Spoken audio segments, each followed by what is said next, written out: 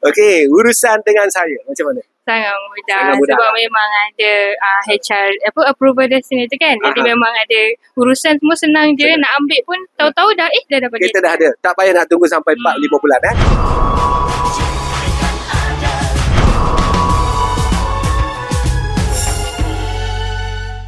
Terima kasih guys yang terus bersama dengan saya. Ini adalah kereta yang paling popular, Beza. Memang berbeza. Beza ni sebenarnya untuk tempoh 2024. Kereta ni banyak jual guys. Kereta ni dijual hanya 100,000 unit. Hanya tapi 100,000 unit Umi. Assalamualaikum. Waalaikumsalam. Nama dia? Hanan. Hana ni.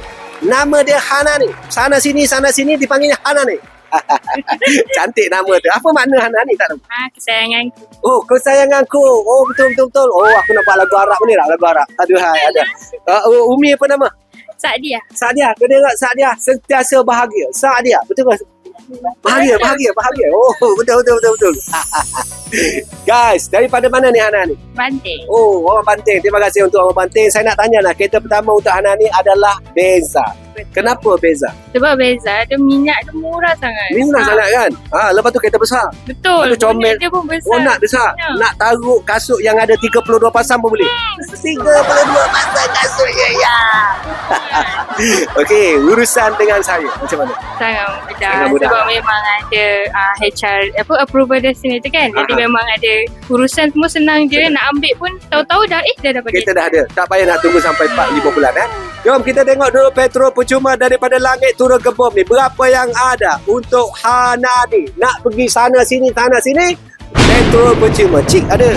Minggu yang pertama, isi minyak pakai duit saya. Jangan ambil duit Umi, tak baik. Minggu yang kedua, pakai duit saya lagi Umi. Minyak putih dah murah sekarang ni. Kita tengok dulu ketiga keempat ada kat sini. Alamak. Adik bagi gelek ni saya.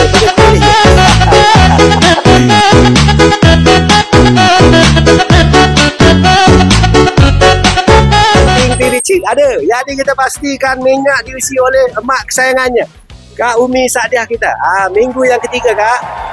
Kak isi minyak. Ini adalah minggu yang keempat Kak. Isi minyak Kak. Yang ni lebihan. Kak beli tudung. Yang lawa-lawa bling. Murah-murah kat TikTok tu. Semalam nak ambil kereta. Macam mana perasaan dulu?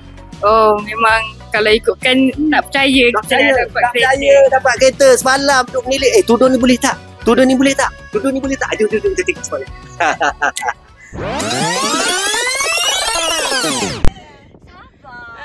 Sabarlah. Kenapa tak sabar ni?